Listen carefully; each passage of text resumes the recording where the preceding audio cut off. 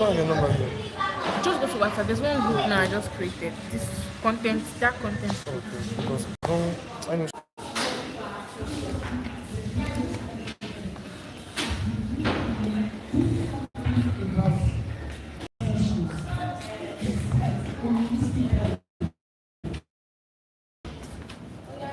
You know, when it comes to Sorry. work, Sorry. and that's why for all the companies I work with, when I would say you're actually like a slave to the company, I said no, daddy. Anyway, we build. Even if I don't get to sit down and enjoy the benefits, but in the story of that company, they will never forget that a woman actually came, did this and did that. So at the same strength, the same energy that God has given to me is what I'm also now using. The same grace to build a business that is just 7 years, and we have about 4 companies under the business. We have skincare, we have the water and drinks, we have the food and supplements, and we have the fashion, which is for export markets. So please reset everything around you, letting go of what no longer works. Mindsets, habits, relationship. If you are the kind that eats so much, you can see our convener. She's looking like 16 years old. Looking so, she told me she has been on diet, and I was like, wow, take it easy. You know what? It's just what we're talking about. She had to reset her weight as well. As actual, I mean, it's looking good anyways. Pause, works. I reset my thinking, my expectations. There are times you expect some people to actually assist you about something or help you or be there for you. Because of my secret, I don't really, because I went through it when I was growing up. So by the time Christ took over my life, I gave my life to Jesus. I have to even tell Sister Lucy, I said, me out. For God, if you're still remembering all these things, remember most of the things you are talking about now. Because I allowed Jesus to work my life. And since that time, I realized that I'm perfect. We are not perfect. So people will step on your toes, some people will stand on your toes and they will be looking at you. So you have to gently take your leg out, and say, please, you've been stepping on my toes, God bless you, and you won't. Everything is not fight.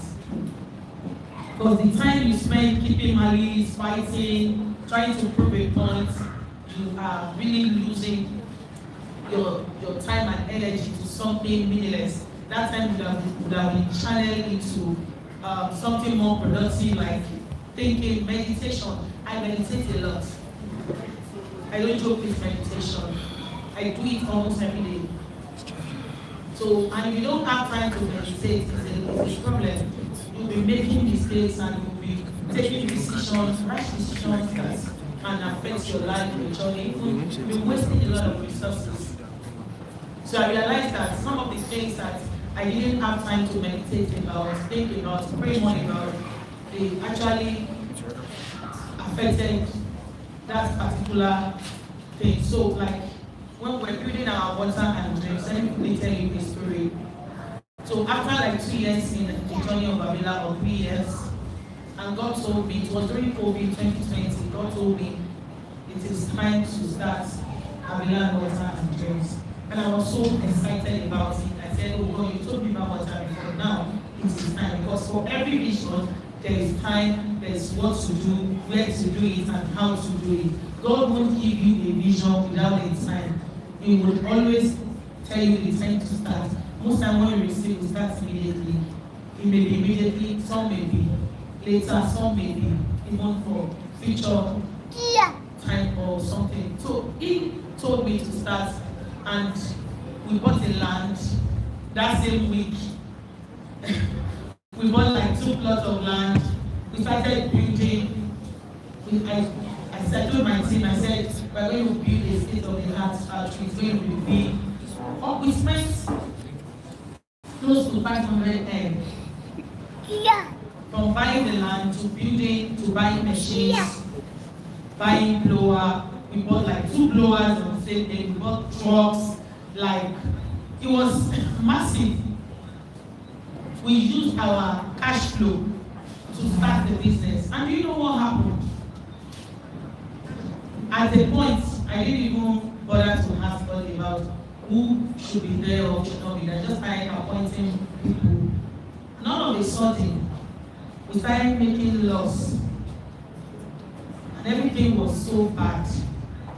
The loss was so huge that there was a time, within 3 months, we lost over 60 M. And I was like, what is happening? Because from the same setup, we put a lab, because it's not only water, it's also drinks. And if you are producing juice, you need to, now that and then when we have you, put some very crucial things in place, which we did. Believe me, I was a shadow of myself in less than 3 months when we started. I said, this is the business, FMCG, I said, oh, this business is supposed to bring relief to the system, not add to what is on the standards. Because it was during COVID. And I was tired. I said, will I say I'm no longer interested again? At this point, don't forget I told you we bought the land. We built within 3 months in factories, we even built a warehouse. And we're losing money. People were, moving out our water during the night. Machines were breaking down because the people we employed to start, they didn't know about it. I want you to learn from my story. Whatever you have to building or you're resetting, don't just do it in normal. Even if God says start, get the detail. Don't forget, in any organization, for you to be successful, you need the 3 P's. You need the people, the right process, and the right products. The right people, the right process, and the right. So your SOPs, that's your standard operating procedure, it must be perfectly done, put in place. The right SOPs. The products, we worked on the product, premium water. If you see the water treatment plant, even when I'm back in, this your RO is the same test in the Capilla water factory. It's not to be. I said we want the premium water, we want this, the filtration, like 3 stages. Everything was in place. The process, the product was perfect, but the wrong people. So if you miss any of these 3, you may not be successful in your business. If you have the right process, the right product, the wrong people, 0. You have the right people, the right process, wrong product, still 0. So what am I saying? We failed like 6 months into the business, and we're almost running out of cash. And I told them, okay, let's close down for now. Don't forget I told you we spent almost 510 to build, to put everything. And I sat down one day, it's hard for me to cry over things these days because I've been through a lot. But I sat down and I was meditating. I said, this is failure. Will you accept it as failure? Or you are going to forge ahead? I said, God. I was paying 2 million and over 2 million salaries, which, is nothing, just the water operatives anyway. Every month, and we were not producing. And so because I do go out for missions, outreaches, evangelism. So one day I was in Bayelsa, we went for mission, went for crusade. So while I was there, the Holy Spirit told me something. He said, failure, success is failure turns out. I said, failure, success is, at times when God speaks to you, you will not, before you understand, And there are times you don't get it right. He said success is failure burnt out. So I started asking, what's failure burnt out? What's failure? So that is, you have to get tired of failing eventually, right? Thank you, sir. So I got back to the factory and I said, we are starting again. We just need to reset. So all the people, we have to reset the people, optimize the process, and we started anyways. Again, we were on the floor. It was so bad. The first level was 1 million. We sold out within a week. We put another 1 million level. But you know what the problem was that time? We were selling at a loss. So we were losing 100 naira per pack. And imagine the millions of products going out. So don't be too desperate to sell. Have the right strategies, the right people. Because believe me, I don't believe in blame game, but I told them, I said, I'm in the number one culprit. Hold me responsible as the team lead, as the MD. Fine, our skincare was doing so fine. Because I focused more on that. I said, okay, I'll allow someone else to handle the water and drinks. Because all our businesses are well structured. So please, there is no time you cannot do. You have to reset, and the business is doing well now. We're not going to making loss. We are selling, and so you can always set your expectation. How many minutes she has? Oh, 46. I didn't know she was up. Sorry.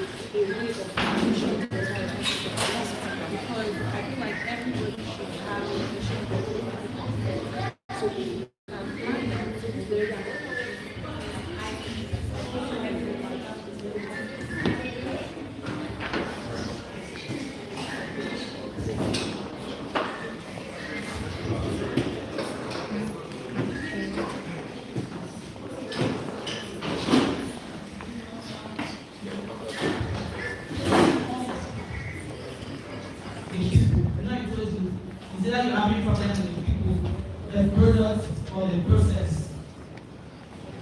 So if you can get this three right, you will be successful in your business or career. So I want to quickly talk about review, and I won't talk much about that because this actually integrated in review, reset, and rise.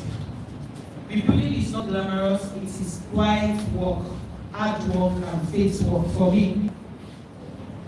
Number one core value our number one core value in our villa is faith in God. So when you start coming in, you have to go. It's something you will sign. So I will say, why are always talking about God in this company? You know, it's part of our company policy. So you either allow it, you either sign it, or you don't want to work with us. So, how are you building? Are you building with God, or are you building alone? So in 2026, you can make a decision to build with God. The Bible says, except a man build a house, they labor in vain that build. I'm sorry, I'm talking about God. I mean, so except the Lord build a house, they labor in vain that build. Except the Lord watch over the city, the watchmen they labor in vain. So what am I telling you? The God part is very important. Bible says with God, all things are possible. Not some things, not half things, not all. So I always underline the all. That's I think Luke 1:37. All things. So the God factor is a big factor for me. I carry it on my head as if my life depends on it. Don't separate God from your business, because if you have all of these challenges, how will you lose 500 and 250 million and all those things I'm talking about? If God is not with you, some people when they feel like that, to start all over again is always difficult. But several times I have received grace from God. The food and supplements I told you about is high-powered machines. There was a time they stole our mold. You know, all these bottles you see, we produce them. Some companies buy bottles, but we have a machine that produces these bottles. So they stole one of the molds that mold this bottle. Do you understand what I mean? So everybody was shaking. Hey, will you be a hand up? And I stood, the meeting, I didn't even sit down in the meeting. I stood like this. I said, while we are dealing with the issue and the president that's actually stole it, please can we just call China, let's see how we need to get another mold immediately. Operations start again in the next 2 weeks. I don't know how it's going to be. We can't get stopped because someone stole our mold. So we build. It's either you are building alone or you are building with God. Or build with faith. I so much believe in faith work because it has worked for me. You know, I told you the whole essence of Avila is about divine inspiration, divine call, and divine help. So, and you have to work hard. I believe that anything that you want to build in your life is worth building. You need to give your attention to it. So many business women, so many ladies, they neglect their career, neglect their business, they neglect their home, and even vocations or whatever it is, and they want it to be successful. No. As I am, by the grace of God, I'm a mother. But believe me, all my 4 children, they were home and abroad. They know their best friends. I know what they are doing at the time. I understand their attitude, their personality traits. So when I'm counseling them, I counsel them based on their personality traits. From primary school, like this, I don't miss their open days, I know their teachers, I have their numbers, I always follow up. If you are, you know. So you can't expect success when you are not putting hard work. Without hard work, you can't expect to be successful. So hard work is critical. It is very important when it comes to success, whether in your marriage, in your business, in your career. I told you, I didn't go for MBA for 10 years or 15 years because my dad said no. So I met ladies that they use their own fund to do both PhD and MBA. I started feeling bad. I said, you mean you sponsor yourself in? They said, yes, even my MBA, even my iCard. And then I started somewhere, I was bitter that my dad didn't pay my school fees, so I decided to stop. Because I didn't know what it was like to pay school fees that time. So please, Be very intentional, like you said, the convener is that she's intentional about everything. So be intentional about your growth. Nobody will do it for you. Don't wait for your husband to send you to school. You will be disappointed. I will tell you, let's focus on children, leave yourself now, or let's focus on this. So the time you have now, build your career, build your business, build your character, your personality. You know, because of what I went through when I was growing up, I was so introverted. I didn't even know how to relate. So I didn't even know how to smile. So when I was working in the investment banking and all of those things, madam, you don't smile. I said, is it possible to smile when you are not? Really? I should be smiling now a cake that I will share. I smile when I'm happy. I smile when you give me something, or maybe you say something to me. So I felt it wasn't right. But when I started meeting people to reset, rebuild my character, no. I rebuild my character that no, I can't be frowning every time and be carrying my face as if I have the whole Nigeria problem. So I need to be friendly. So look inward. Nobody can tell you the truth when you will tell yourself the truth. Do a self-examination. Okay, people said I'm proud. Why did they say that? How can I work myself on myself? See the way I talk. One day I told one of my daughters, I'm very proud. She said, Mommy, coming from you, I said, yes. In case your friends start telling you, I want to be the first person to tell you. She fell back and started crying. I said, no, wait. I'm not here to stab you or to make you feel bad, but I want you to work on it. You can't be telling your friends that if they can't come, they should forget about it. Somebody visited you twice and said, you can't be coming to my house, forget about it. You can't be talking so loud as if you have all their money, because you give them money and you want to lord over them. I said, that's wrong. Do you know, because I said that, she was now trying to change her character and trying to be. I said it will take time. You know, I've been telling you these things because you don't talk like that. So take your time, rebuild. He said, actually, I don't want to be taken for granted. I said, nobody wants to be taken for granted, but we all be taken for granted eventually.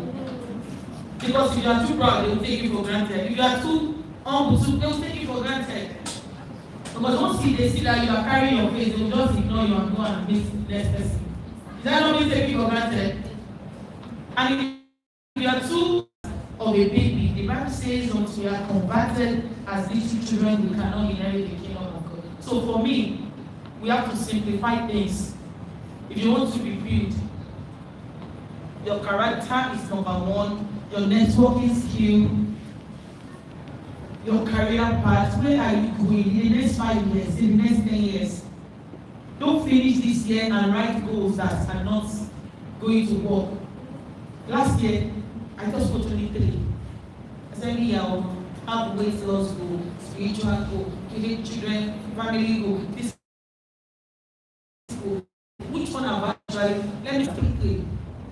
So that if I have 3, I can quickly remember. So be very intentional about building to last.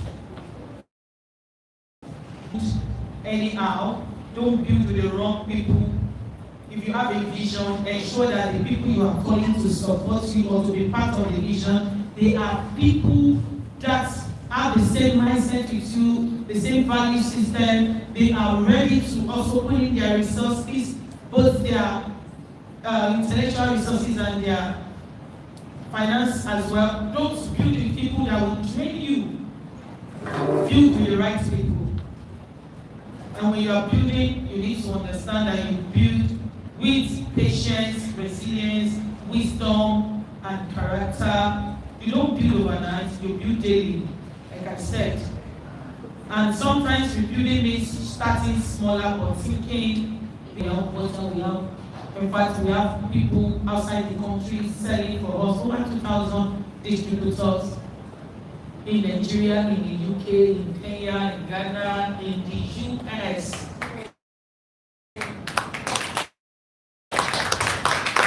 So don't underestimate that little seed. I remember I walked into a superstore in the US and I went to the sample product. I said, look at this product. I met the procurement manager and he said, okay, wait for me. I waited for him when he came. You know, a white one, and I told him, I said, this is it. I told him the benefits of the product and he said, can we get 100 capsules? Just like that. So when we have possibility mindset, there will be a major shift in our life, a major shift in our career, a major shift in our business. Impossibility mindset is that all this. Did you see any Nigerian products here? Who has said for me? I stood there at the door and said, lift up your head. And the lifted up King of everlasting doors, and the King of glory will come. I carry his presence anywhere I go, irrespective of my color or race. I am his daughter. So you have to understand that the impossibilities, they are things that we create. We created them, and sometimes we don't want to let go. But with God, all things are possible. Without God, all things are not possible. You can put that down. With God, all things are possible. So literally, without God, all things are. For the first 5 years of Avila, I wasn't talking to anybody. Nobody even know me that time. They just said about the business more. So I was focused on building the business because they told you I've had to build businesses before. So, and I told God, I said, it's not about me, but it's all about your glory. So rising is not about noise. It is not about you alone. It's all about impact. Like the Zuri Circle you have now, it's all about impact. So when you rise, your scars become lessons. When you rise, your pain becomes purpose. Today, Avila Natural stands as a multi-product, impact-driven brand, not because the journey was easy, but because I refuse to build. Nothing limits you. Mistakes do not cancel your destiny. What matters is your destiny.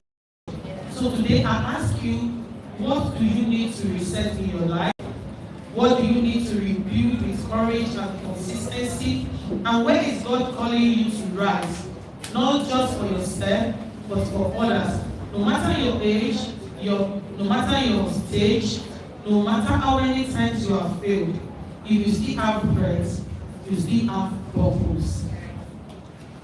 A 54-year-old woman gave birth this year without IVF or any fertility medicine. 54 years old. Consistency. She kept saying, I will carry my baby. It is possible. You know, some people tell me that no ovulation again, no egg again, the eggs are weak or whatever. The baby is healthy. The baby is doing fine. So what do I want to tell you? Build anyway and be willing to rise beyond limitation. Thank you very much. God bless you.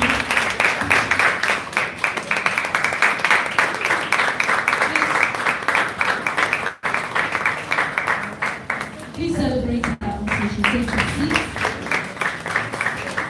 An explosive session. Thank you so much, Mom. Your story is just a testament to the fact that they that know their God shall be strong, and they shall do what?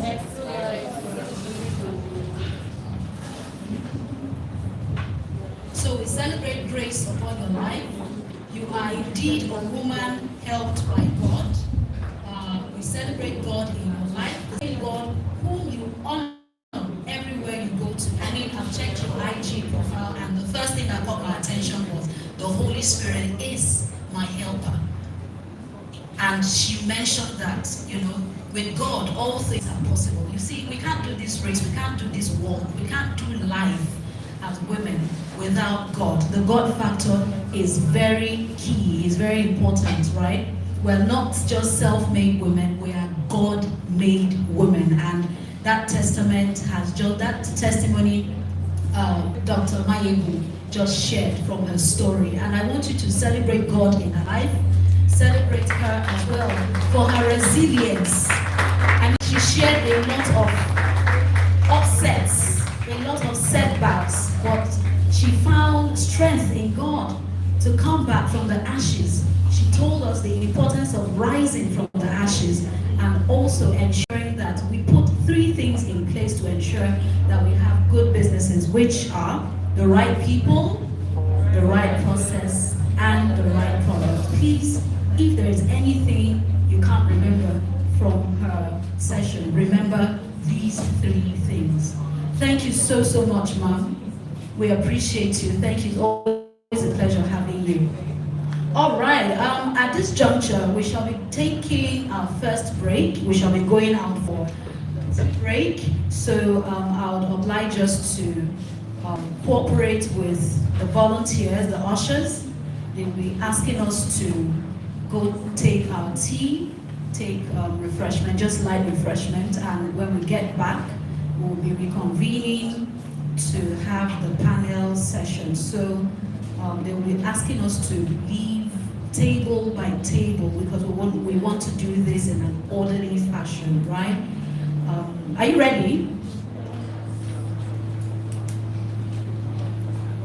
All right, thank you so much. So let's take this moment to just stretch our legs, connect, because this event is all about connecting. We're not just here to sit down, just warm the seats, or just, press our phones. No, we're here to connect while we're having the tea break.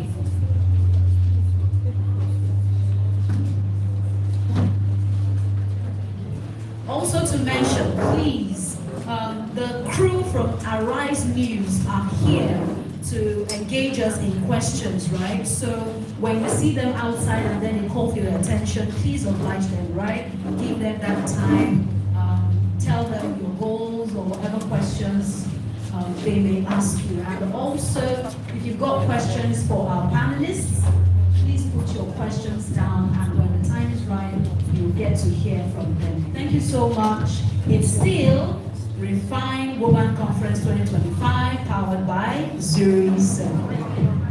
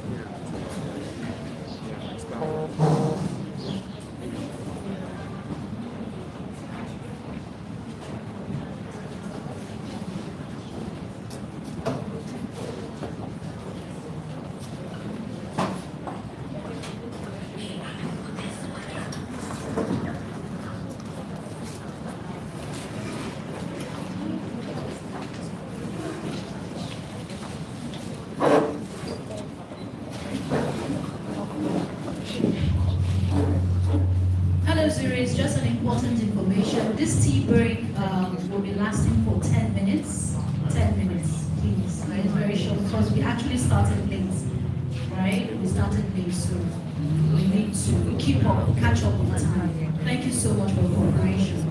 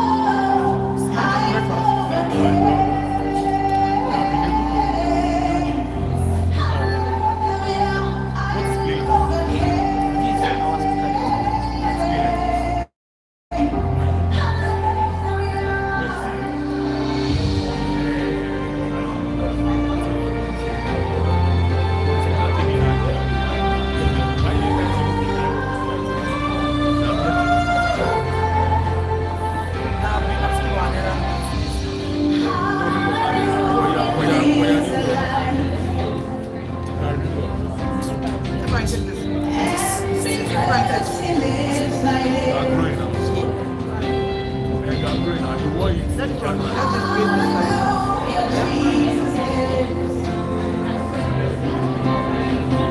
Is it okay?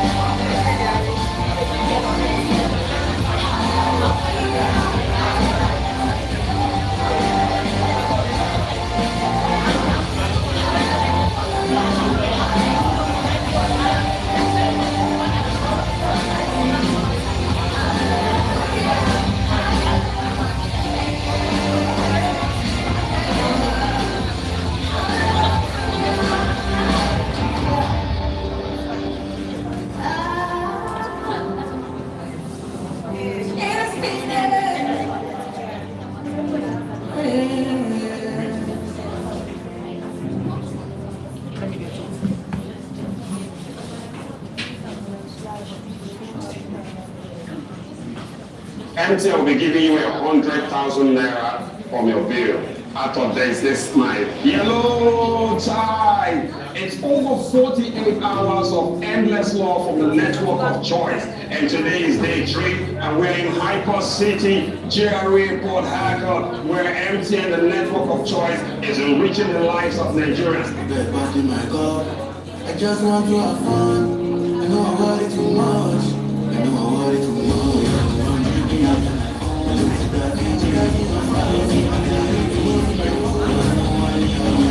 Listen, it's not about MTN subscribers, it's about Nigeria. And MTN is putting smiles on the faces of the hundreds of thousands millions of Nigerians across the 36 states, and we're here in Port Harcourt doing it in GRA Icon City. Now what we're going in to pay for the shoppings of those people, and of course, make them happy. Leave that smile on their face from now to the end of the year. Are you ready to go in? Come on, let's go in and show some love today.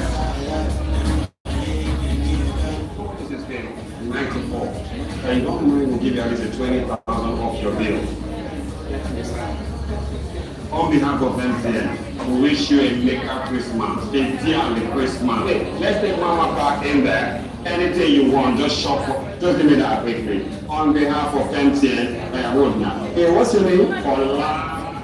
On behalf of MTN, happy birthday. On behalf of MTN, to your lovely auntie on her birthday.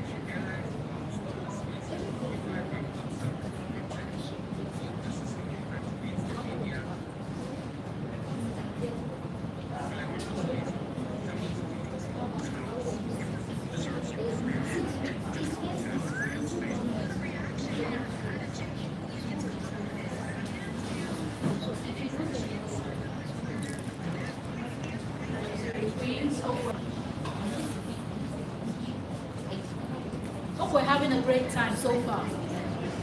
Okay, we shall reconvene in the next 5 minutes. So this is just our reminder call, right? We have 5 minutes to get ourselves together. I am enough. I am enough. I am enough. I am enough. I am enough. I am enough. I am enough. I am enough. I come in heavenly. I come in heavenly. I come in heavenly. Oh no, at all. I come not speaking. I come not hearing. I come not seeing. Not walking. However. Okay, so while we get ourselves ready, I want us to enjoy this song that is playing in the background and also confess to yourself that I am enough.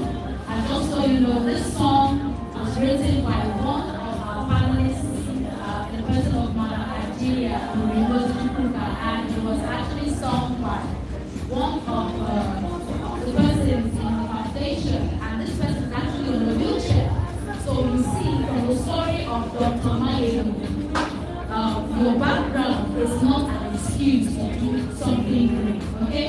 So enjoy this song, right? And you can also sing along to it.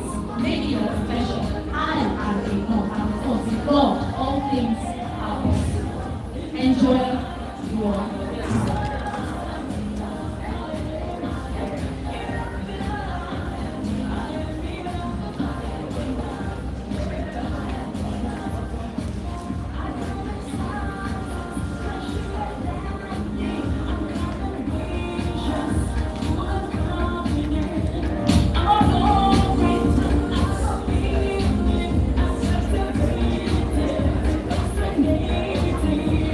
I'm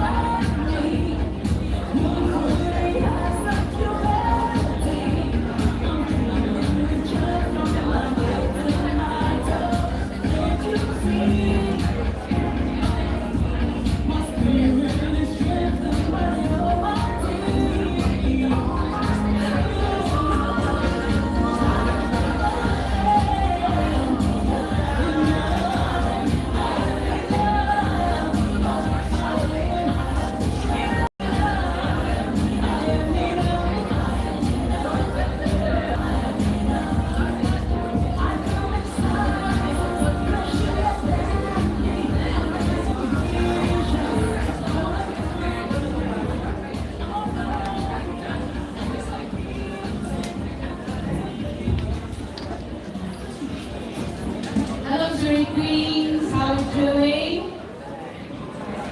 We don't have very much. Just for 10 minutes. I mean, I'm getting enough grace period. Enough grace period. We don't 20 minutes this period already. Hope we're having fun. Hope we're having a good time. Hope you're actually getting that needed rest, that needed reset. Are we together? Are we together? Okay, I'm going to do our poll. Refine Women Conference 2025. Refine Women Conference 2025. One more time, Refine Women Conference 2025. Thank you so much for your energy. Okay, previously we had a session from our grand patron, in the person of Dr. David Topelmani, in which she shared a story of resilience and then she made us understand that our backgrounds should not limit us, right?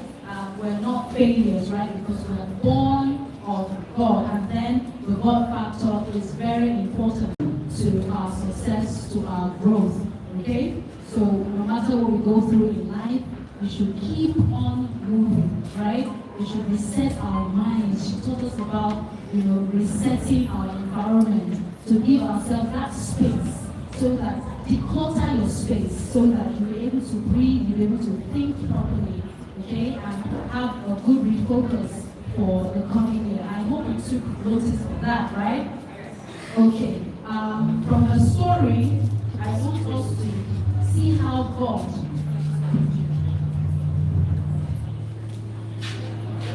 She has gone. Oh, this is much better. Thank you so much. Okay, from Dr. Temitope. Her vision started 8 years ago.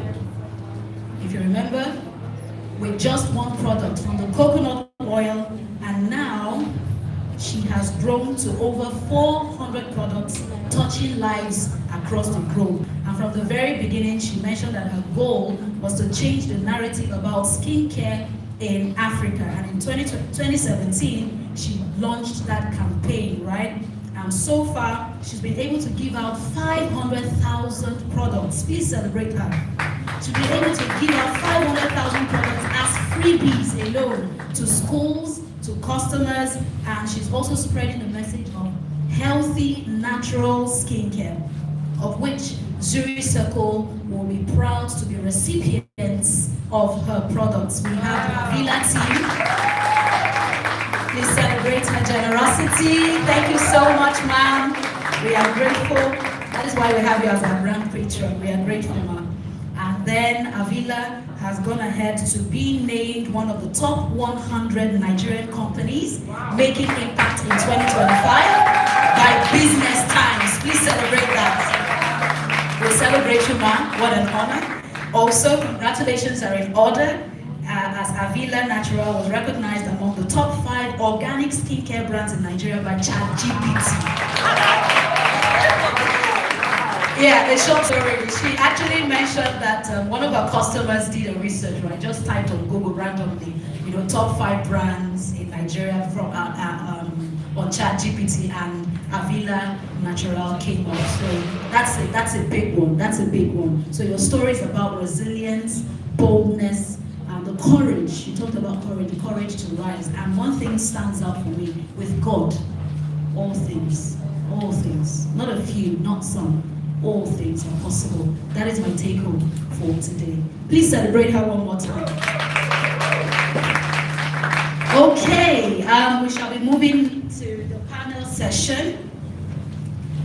Our first panel session with the theme, Her Economy in Motion, Capital, Customers, and the Structures That Women Need to Thrive.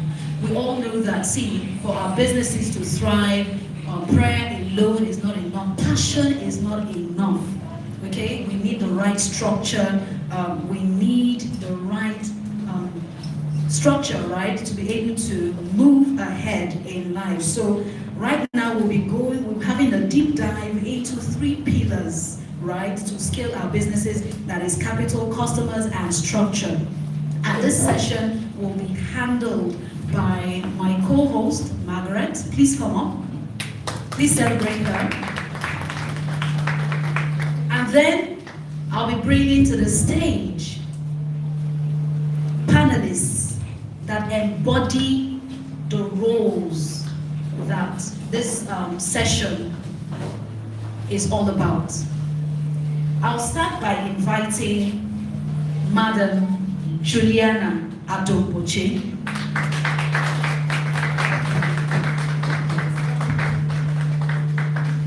Okay, Madam Juliana is the CEO of Trade Lender.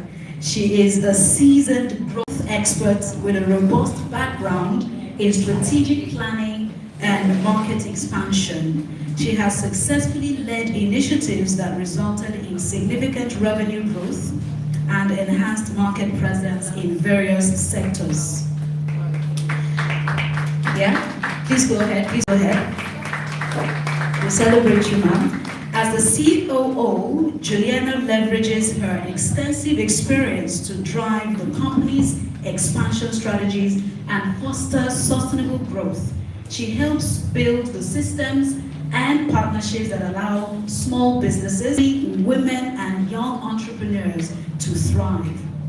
She enjoys transforming ideas into working operations, supporting teams, and creating opportunities where others can only see limitations. Her work is driven by the belief that when SMEs grow, communities grow, and Africa grow. So Zuri ladies, please make welcome once again Madam Juliana. Expertise to create a supportive ecosystem where legal compliance, technological innovation, and financial literacy intersect. She's committed to reshaping the narrative for women in tech by championing equitable access to startup capital, building sustainable business models, and amplifying the voices of underrepresented founders.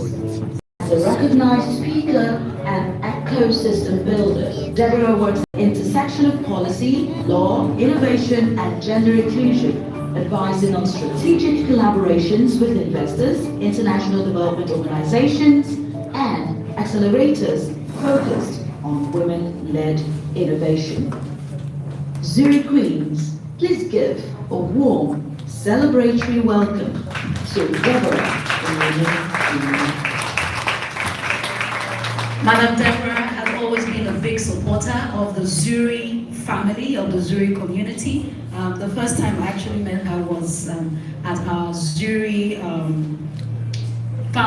Pitch Your Business, right? Yeah, so where she was part of the judges, part of the panelists that actually gave constructive reviews to businesses, and I've gone ahead to do amazing things in my business, and I'm grateful for your insight. Thank you so much, ma'am. Okay, so the next person, oh, and by the way, yeah, she has a podcast series which she does on her IG page. It's called Legally Startup. Please, Zuri Circle is a place where we get to connect with great minds, right? So I want you to go to her IG page and give her a follow. All our panelists, please give them a follow, okay? So you could learn more from them. Thank you so much. All right, the next person for this panel session is Prosper Orji.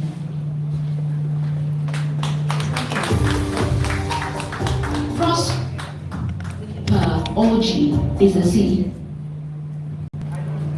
Okay, while Mr. Prosper is on his way, the next person is Mona Lisa Agbata. Thank you.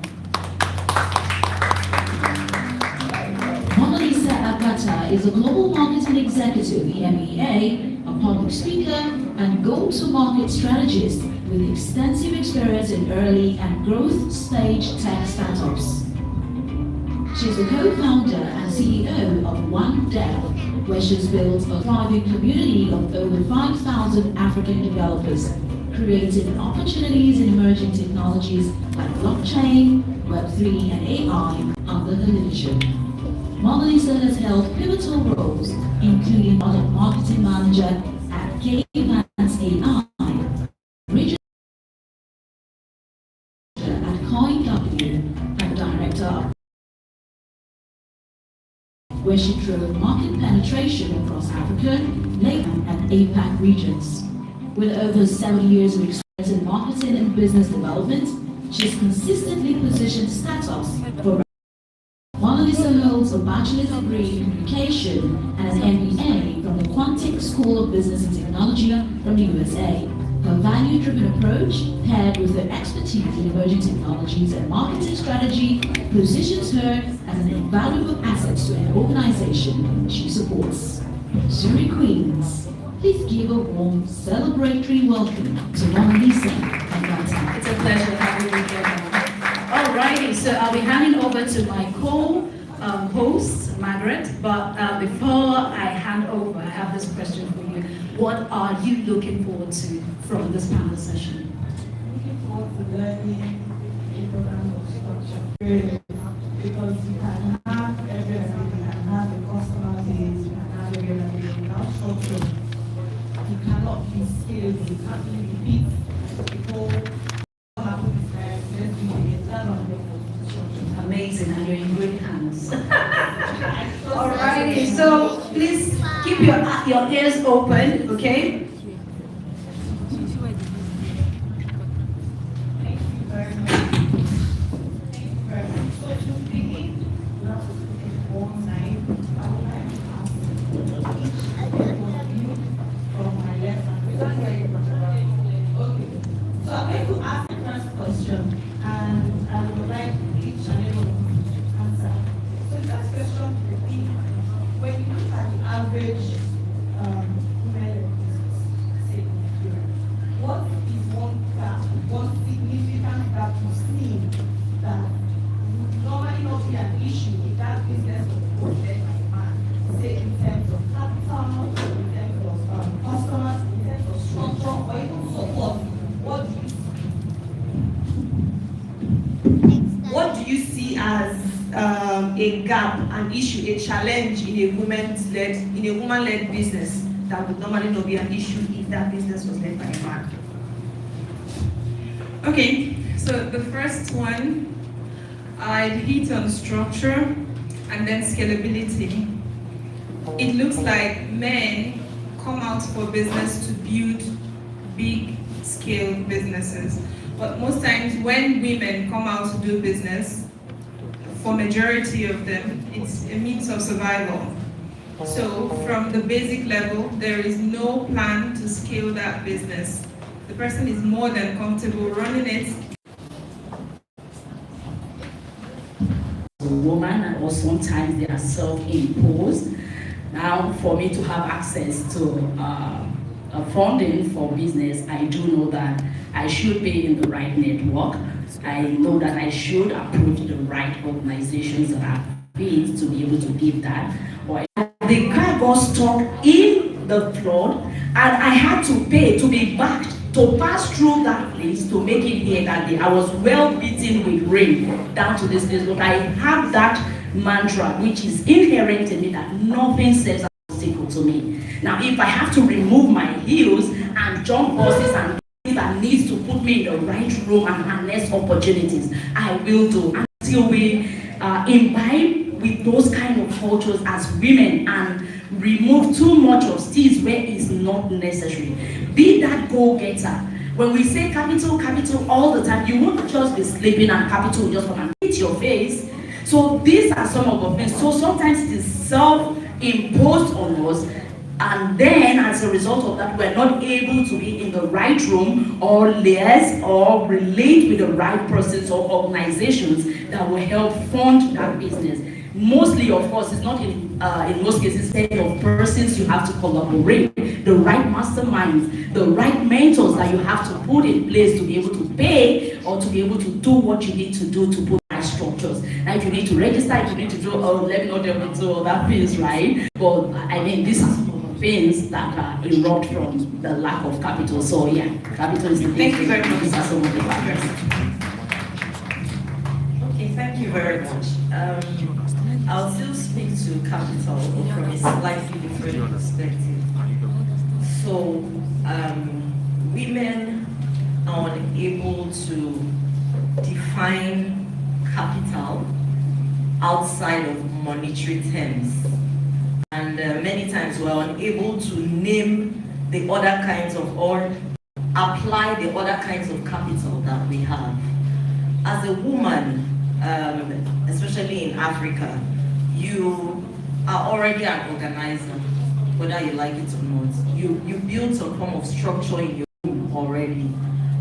You relate with people already.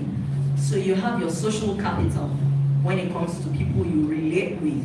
And those set of people will turn out to be your first set of customers, whether you like it or not. So we are so much after the monetary capital that we ignore the other things that can push us at the beginning. Because when you're just starting off, you need proof of concept, you need to show the viability of the business before any serious investor will look your way. And then you have the tools to do that with your network, with the structure you are building at home. Some of us manage very large families, manage your in-laws, manage, everything every day. But we're not able to transfer that same skill and say, I'm starting my business. Who and who do I know? My social capital. What experiences do I have in everyday life that I can apply to give structure to this business from the onset? And because of that, we keep running around. We're thinking only about the money. We run around, pardon me for lack of a better word, like headless chickens. Every event, you're present. Whether you're at that level or not. You go to a place where they are talking about people raising their Series A, Series B, and you have not sold one product. So there's a starting point that leads you to growth. And many times we have those tools already, we just don't define them as capital. So it's not the capital in itself, but defining those things as capital and then transferring, being able to transfer those same abilities and experiences into building our businesses. That's one. The second thing I'll just touch on slightly is support, and that's in terms of mentorship. So many times we're thinking innovative products or innovative ways to do things that are already being done. And then there's no one that you can really sit and say, this person has done this. How did this person do this? Or even if you know someone who has done that, how do I have access to that person to be able to tell me, this is how it is done, this is what you should avoid? That hand-holding is also lacking many times amidst women. For men, they can, talk over it, just they are hanging out and they're like, man, I need this and this. So, I know somebody now, let me hook you up. But for we women, it's a bit of a challenge. So those are the two things I want to think. Thank you very much. Thank you. So, thank you to my fellow panelists. She mentioned structure, you mentioned capital support. While capital may be the loudest form of gap that may be there coming from a financial institution, structure is missing. Because structure gives clarity. If you don't have the right structure, the vision is not clear yet. Structure gives clarity to what your target market, what's the market you're serving. How much do I need? What are the people I need? The doctor mentioned people, process, and products. That's what structure is. Structure gives systems in place as well. I speak to SMEs every day and I tell them that being an SME is just a phase. It's not a 5-year plan to remain an SME. You have to move that into a scalable enterprise. And that's what structure does for you. And then leveraging on the network you have. She mentioned capital in terms of social capital. Who are the people you're leveraging from? She talked about mentorship as well. You want to grow your business. Who are you speaking to? Are you just having a kumbaya or a pity party and say, oh, I'm waiting with the face with this? Or are you looking forward to other people who have walked through the ropes and then you're learning from their experience? These are the people you need in your network. Another thing the convener mentioned earlier is you have to be ready to burn people out of your circles when you outgrow those circles. That's what structure does, because you have to reflect and think. My usual word for this December is that December is for reflecting and planning towards 2026. January is not for planning, and that's what structure does for you. January is for action. December is where you do all the planning, and that's what structure does. When you sit to reflect on your business, why, how, and what do I desire to achieve? That's what clarity brings for you, and that's what structure does. Thank you very much. Thank you very much. So picking from what each of you have said, you mentioned, Madam Mona Lisa, you mentioned how men use skill. Most women just build, okay, let's just managing ourselves.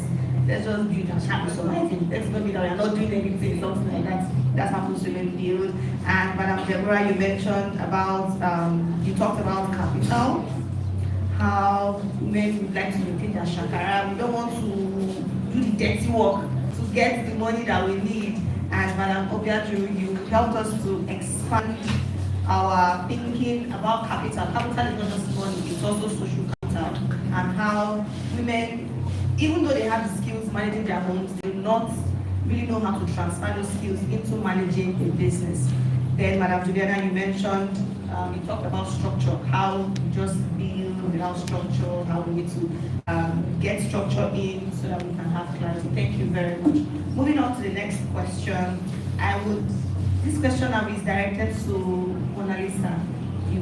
Okay, so at what point, as a founder, we know that, okay, in every phase, in everything we do, we always plus hard work is important. So you have to work hard, whether you're a career professional or a business owner or anything really. But at what point in your journey as a founder did you realize that hard work is not just enough? That you need to, it was no longer enough, and then you need to build proper systems around that hard work to make your work show that is for you to scale. At what point did you realize that, okay, I need systems, I need structures to add to the hard work you're already doing? Thank you. So, once you begin to see, I think I'll mention two actually. Okay. One, once you begin to see people that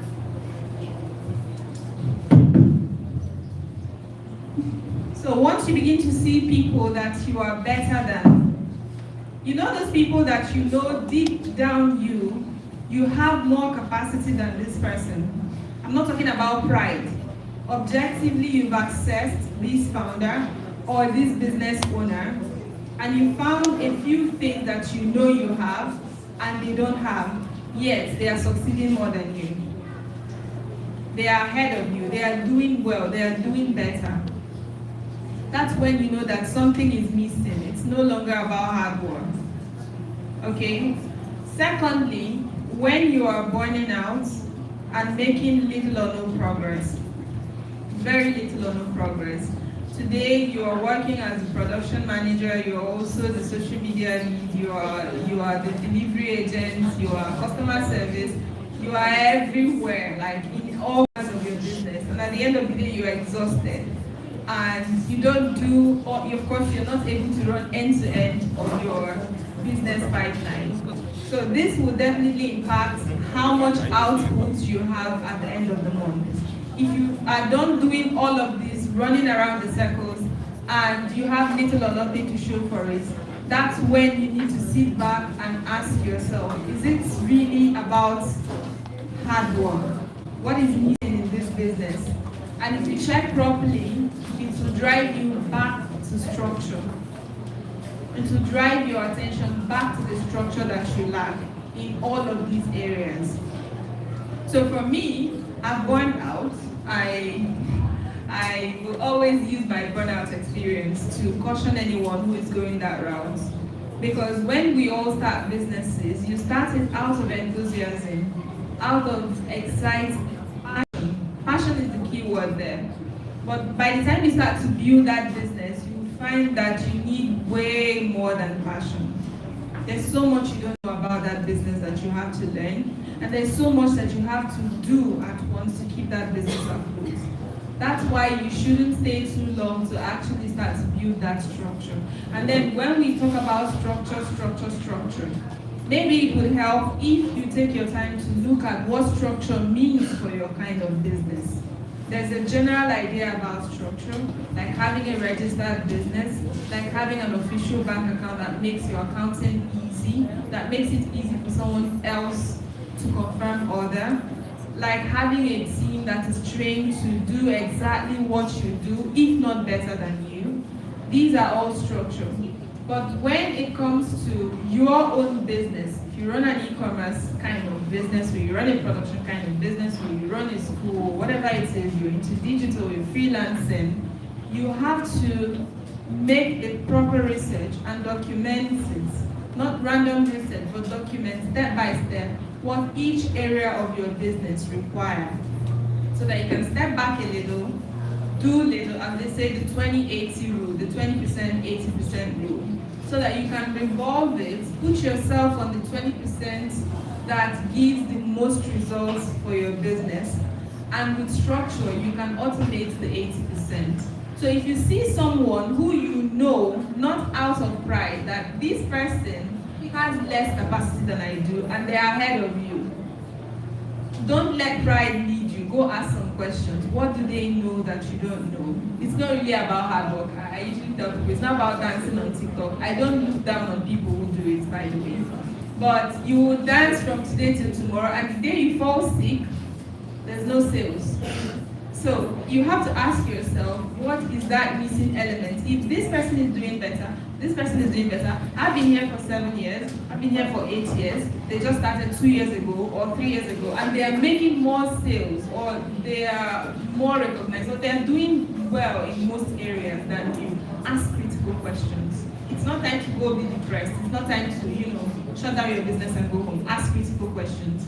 And then if you're working too hard as a person, you now become a chief employee of your business instead of being the CEO. It's also time to ask questions.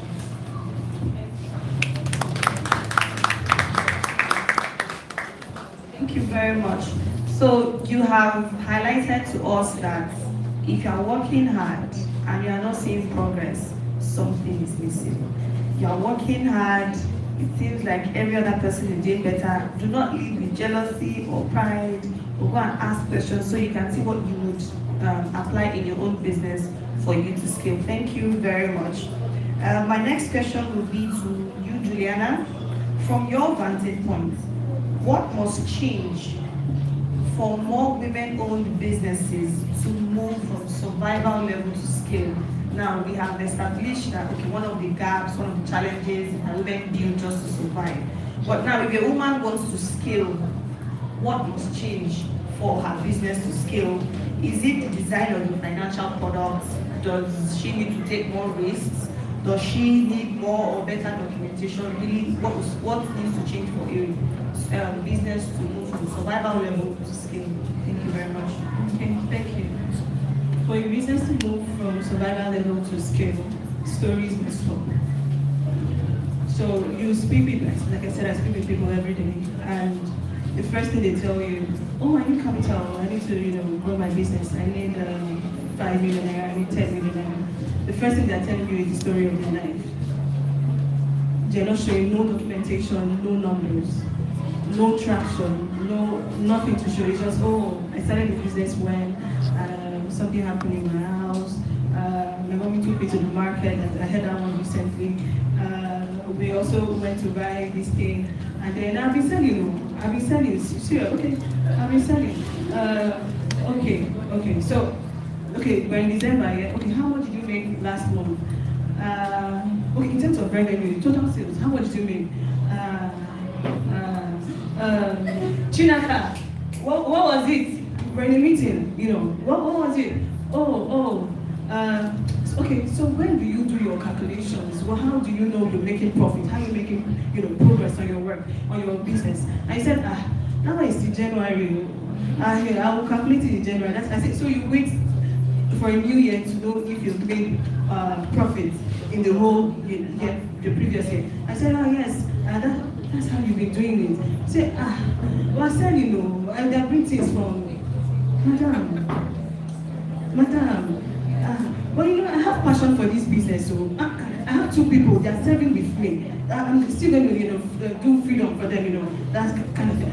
Oh, okay, what are your numbers? It's like, but this week sales, we had sales this week.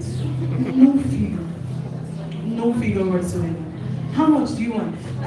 10 million, no, 8 million would be okay. Okay, what do you want to use 8 million for? I'll travel to China. It could be that the business is viable, that she's making profit, but she doesn't know, we don't know, and there's nothing to show for it. So, for women to move, stop the stories. You see men, they meet themselves, say, guy, I beg, sharp, 50 million, 30 days, I'll give you back. And then when we go from the pity angle, we need to stop that. Show the figure, show that you're viable, show that you're credible. Don't come with stories. I train them that we have different concessions for women. Your books don't have to be so tight, but you need to show us your business health, right? Some people still do a susu, and they run an e-commerce business, and they go, oh, my money is with a job. You're coming to us to get money, and say, oh, my money is with a job, and there's nothing to show for it. Okay, how many? What's your cost of operations? Okay, I mean all the expense you pay. I pay light bill. That's not it. You just said you're paying to people. People are working with you. You have your shop rent. You have the expense, the logistics end to end to get those products. And then she's mentioning China. I said, the money I want to give you, you still want to use it to travel. Ah, no, I already saved that one side. It was a whole 40 minutes of stories. And there was nothing to hold on to that. This person is credible to access money. Let me tell you, there's money everywhere. Forget when you go to Nigeria, there's no money. There is literally money everywhere. You just need to know where to plug into. And then you hear when Mrs. Oni said that you go into circles where you network and the next person beside you is just your deliverer. That conversation, could we have given her that 8 million? Yes, within a heartbeat. In Trinidad, 6 hours you've gotten your funds. But we had 40 minutes of engaging and there was nothing to hold from it. Move to documentation, move to structure. You just heard the 80-20. Take time to plan. Take time. You see people who run. They go year in year out, the Olympics, 3-4 years, they are running, they're practicing to get to that final line. It's just maybe 2 minutes, they're done. Take time to plan. Know why you started the business. If you're not in the right space, think it's not bad to start again. It's really not. You can start 100 times. You've heard it here this morning. You can start 100 times. Ask yourself the why. I ask myself every day, why am I doing this? Am I still aligned with the actual objective why I started this in the first place? Or what have I put down? What have I documented? You ask people, oh, this business, you need this money. What's your 2-year plan? Even a petty trader should have that. Like I said, being an SME is a phase. You start from one store, move to a shop, move to an apartment where you can convert that to an office. You start from one star, or start with yourself. Move on to having 2-3 stars as it applies. You need to move from documentation, leave stories. You go to the bank, you hear, oh, they're turning people down. But you're coming there without figures. You don't have a registered business. You need to have a registered business. You need to go from stories to documentation, and that's how you're going to scale. Thank you very much. Thank you very much. To summarize what you said, allow me to bring it down to say it again. No working. Let's end the and show working. And we can show our working by documentation. There is something we say in healthcare that if it's not documented, it's not done. It's just stories. So these stories must stop. If you want funding, you have to show your documentation. What have you done so far? What do you need the money for? And so on and so forth. Thank you very much for that insightful answer. Then my next question would be to Madam Obiajuru. Many women have strong products that are valuable, but somehow they struggle with sales. So now, what 2 practical things did you do, or would you recommend women would do so that they can sell not just to family and friends, not just their social capital like you mentioned, but they can sell to a larger audience for repeated reasonable revenue? 2 practical things can be done. Okay, so 2 practical things that I have done to help me scale.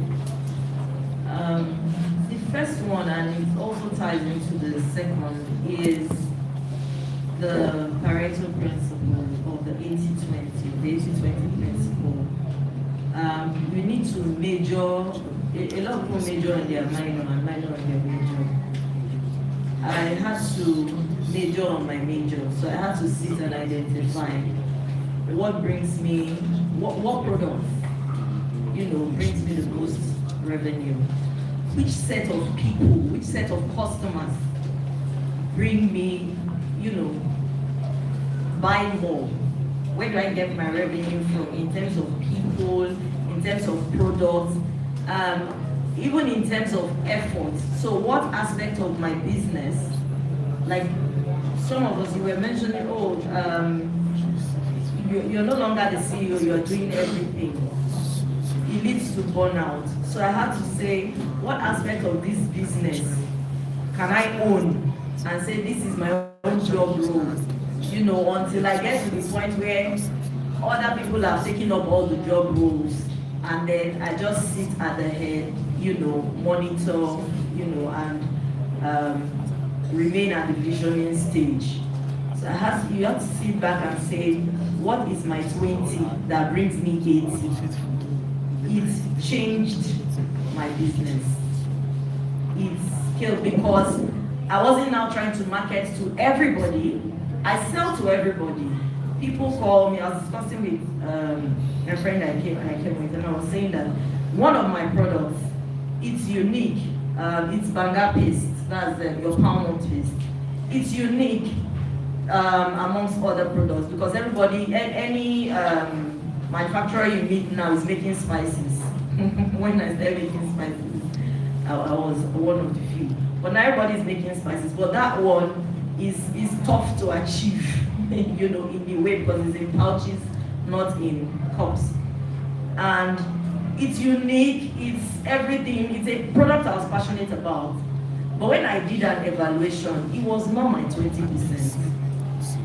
And I had to shift focus from it. Do I still produce it? Yes. Do I still sell it? Yes. People still order for it? Yes. And I still sell it. But it is not my major. So one thing I did that changed my business was to find my 20%. Is it, you may be product-based or service-based business. What aspect brings more? And then you put in more effort there. You are marketing to those set of people. You know, I also found out that when I'm talking to those of us here, we're all here together. You know, everybody can pass by the road and buy vegetable on their way and tell the woman, let me cut them, and they will cut it for her. But I do dehydrated vegetables. As much as I have people here who buy things like bitter leaf and all those things to say, okay, when they want to cook, they can just easily sprinkle it in the majority of people will buy by the roadside. But who are the people who will joyfully, you know, pay premium to get that product? It's the people outside of the country. So they are the people who I began to major on. I'm giving practical examples. That's why I'm naming products and all of those things. So that was the first thing I did. And the second one, which I said will tie into it, is knowing your target market. It's almost, you know, know your target market. Know who you are talking to when you are marketing. Know where to meet those people. Know the kind of conversations those people appreciate. A lot of people accuse me that I don't market. It's not true that I don't market my product because I'm not a lot on social media. It is because the people who buy more consistently from me buy based on conversations. So throughout the day, I'm having those conversations and I'm making sales. But because I'm not posting or dancing, you either think I'm proud or you think that my business is not working. And it really doesn't matter. So those are the two things. One, you see this 20-80 thing, that be 80-20 thing, see, just sit down and do it. Just do it. And then focus. You don't want to focus. You want to just be running about. I'm sorry. Just do this 80-20 thing. And then when you identify your target customers, know where they are, how to reach them, what conversations they engage in, and stay there. It doesn't matter if you are not being recognized as SME of the year. Is it SME of the year you want money? Thank you.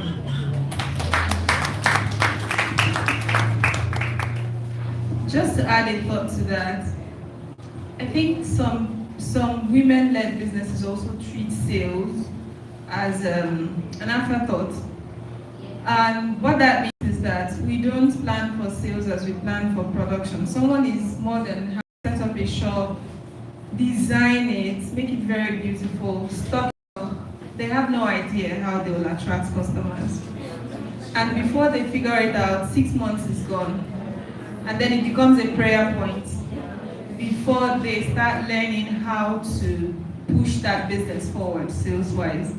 So the first thing you want to do, the moment you figured out in fact, in the figuring out a product, as a marketing and sales professional, you would have figured out your marketing channels. If you actually did a research, a strong research around that product, you would know what your most viable options would be to push that product in the market and to sustain the sales. So you need to have a structure. It's as important as beautifying your shop. If not more important. It's even more important. For instance, you would list out all the options that would be possible for you to sell that product. Then you would choose your top 5 or your top 4, depending on your budget. You know that you run ads. If you have 100K for ads, you know that 5K goes into this ad, for instance, every day. That's a structure you set there. You know that you review your ads once every 6 weeks or once every month.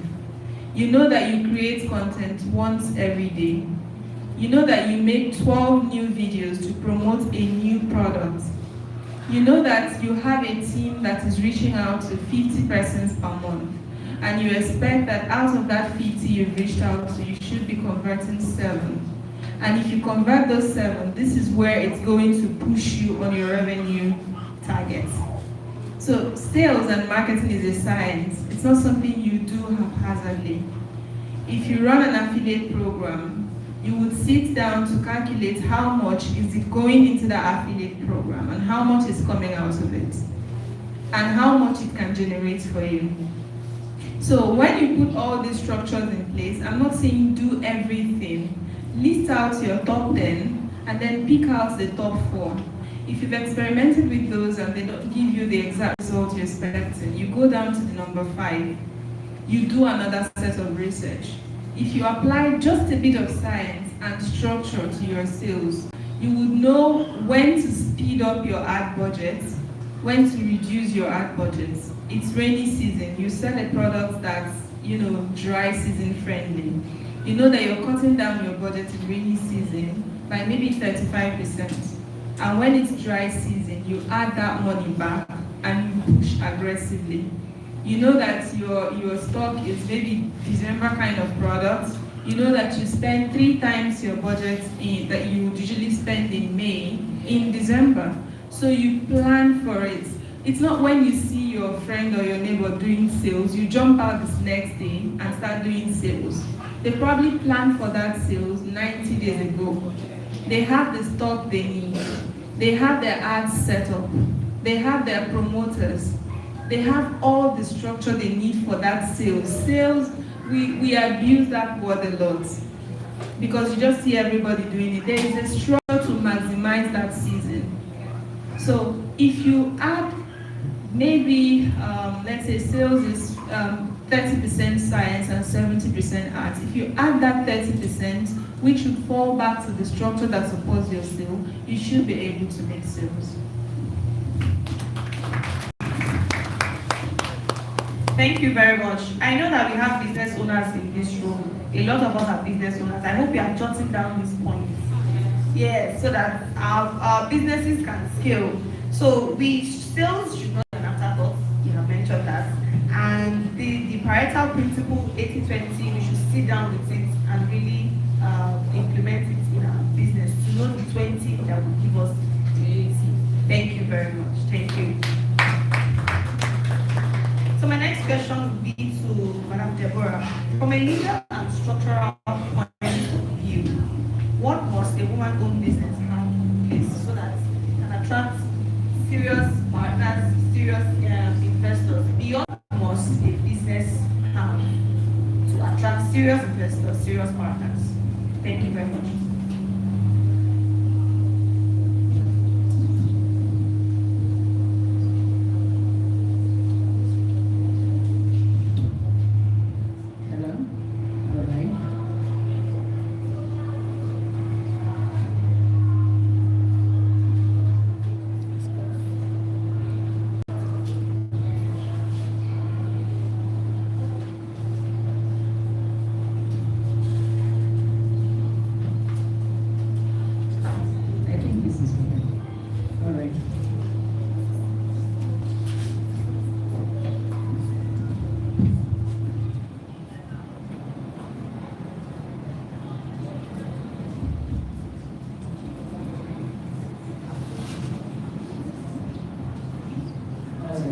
Thank you for the question.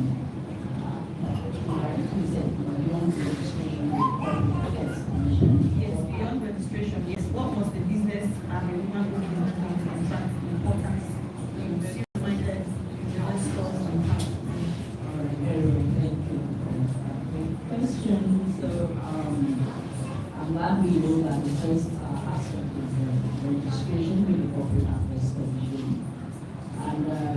So many people think that after registration, oh, I'm free, I put the necessary legal structure around that business. No, that's not the beginning.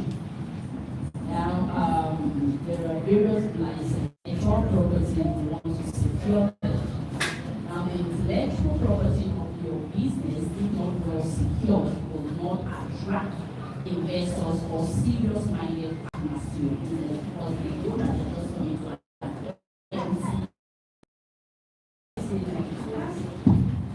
so because if the investor to invest into your company, your business, or a partner is going a partner who is serious and exposed or they will put all this into perspective.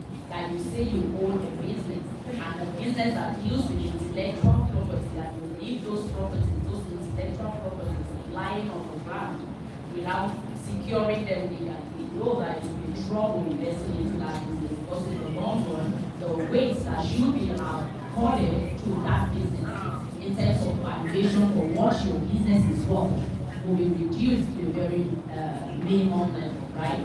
And so one of the things you want to do is to look at or have the properties of the company secured well.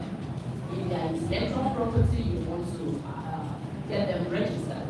And as you're registering or trademarking or patenting where the one that needs patenting, you'll get that done. And apart from beyond securing it with the necessary government parameters, when they also want to secure the client rate to do something, you're making use of some of the properties of the company, your logos and things that are referred in the classes of the IP, and then you just allow it to be used anyhow without writing the necessary legal document that actually specify and refers to who owns what, then you will be losing out. Now, so apart from that, even with your partners that you have from the onset, you also want to document that. So what we're talking about is beyond that registration, you want to actually secure your intellectual property of your business. You want to also tidy them up and secure them in the legal documentation that you have with your partners or with your founders, and then put them in the documents that actually assigns the intellectual property of your company to the company or to the business, so that it doesn't rest on the individual. And so if your partner is coming in with major intellectual property, you want to decide or assign those properties to the business. Take an example, you are doing maybe like a shoe production or something for business, and then okay, he comes up or she comes up with designs and the unique product that you are producing, and then you just leave it, and one day you find it. And of course, if you do not assign it to the company, the owner, the originator of that intellectual property is the owner, right? So the person can go with it, and that makes your business remain empty. And in the long run, you actually brought another contribution that was different from this kind of creativity. But if you had actually assigned it to the company would be heavy, and at that time you'll be dealing with like prorating, like if you have your 50-50 shares or according to whatever level, that's if it's a company you register, it's a business and you're not talking about shares anymore, right?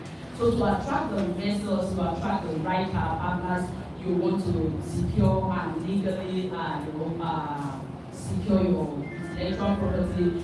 You want to assign intellectual property to the company. You want to sign watertight agreements between collaborators, partners, between suppliers, vendors, even between contractors, and so they know who is doing what and who is not doing what.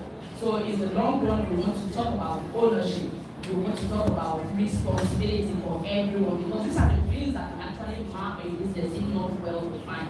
So for every relationship you get into in your business, even after you have registered, it is very, very important that you actually secure them with the right legal document, because that will help when we talk about structure, which is a major thing in your business. These are one of the ways that you can legally put structures in your business. You want to make sure that every transaction, every interface that you have with anybody as a supplier, as a customer, or as any part of the relationship relationship that you fall into with your business, you want to cover your well documented and not just writing based on your own knowledge, but based on the fact that you are bringing someone who has the legal knowledge, understanding the legal implication of every clause that is involved in it. Take an example, recently someone who wrote a document and sent to me that I should sign, forgetting that, okay, it now happens that we're both lawyers. And now for that for that document, it was flawed from the very onset. And I had to do a very long response with my legal opinion, with the various sections of the law that was flowing back to my own opinion. That's because I have the legal knowledge.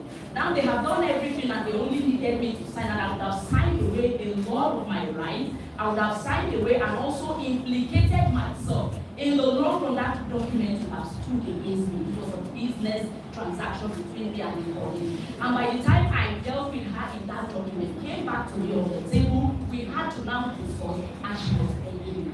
Why? Because I had the knowledge. And another sort of a I signed this document, it was going to be a big deal. But from a non-legal implication or a non-legal understanding of it, you could just appear that, okay, for a business relationship that will not work, let me just sign and let it go. But it doesn't go like that, right? So there are implications to everything you put in there. So now if someone is telling me then you will let go, don't mention this again, don't mention that again, for everything that I have worked for, that intellectual property is my own origination, this appeals to me to understand. And so it's not just about just putting your hand on the paper and say, oh no, she said that she wants to buy my stuff and she can just use my logo and all that, just say let's sign.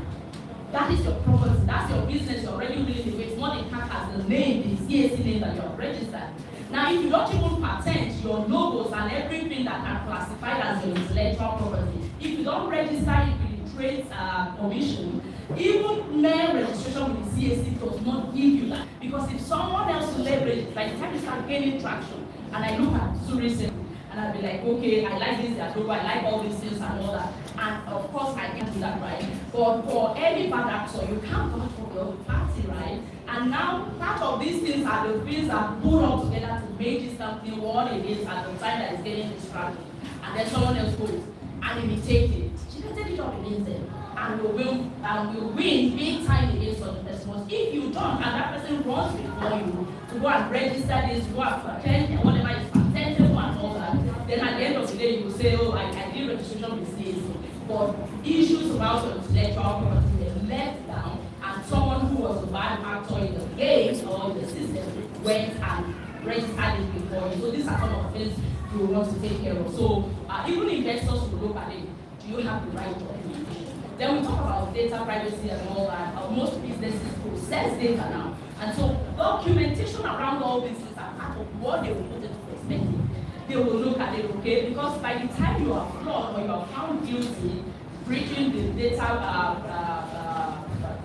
rules or the compliance or non-compliance with data protection regulations of the Act, then you will be fined. And that is the business you are, or is weighing on the business, taking out of the business, and bringing different legal issues that will not amount to a good report for the business, right? So they want to look at it. Do you have the necessary document in terms of like the data protection agreement when you are outsourcing anything and they are processing data that is connected directly as a business? Because you're dealing with business, you're looking for customers, data. Personal data are involved and the rest of it. So it's all about the right legal documentation. Now you tell them, okay, now that I'm outsourcing, I am bound by the provisions of the data protection regulation. And you as a third party, or probably you that I'm outsourcing to from my business, you're going to be processing those data, and I have to give you access to those data. Now the people who gave me access to those data gave me confidence because they believe that, oh, this is this company that is taking from you, but by virtue of the work that needs to be done, you are going to process it. What do? I put the right documentation in place. And so when the investors, partners see that, oh, you're well guided, you're tightening up everything with the right documentation, even the right licensing that you need for your specific business, if you need other special licensing, it will be easier. And then it will show that really you are up for structure. So when we mention structure, legally speaking, these are some of the ways that you can put those structures in place. And of course, I'm sure those that are fully focused on the financial aspect aspect we also talk about, a bit of it in law is part of course you have to also do your album return, right? And all these things will come, and of course when you are filing for these things and putting it in at the CAC, you need the well audited report, and that starts with you having the robust industry requires it. We need the proper ownership and responsibility. So the investigation was highlighted these things specifically. So thank you very much.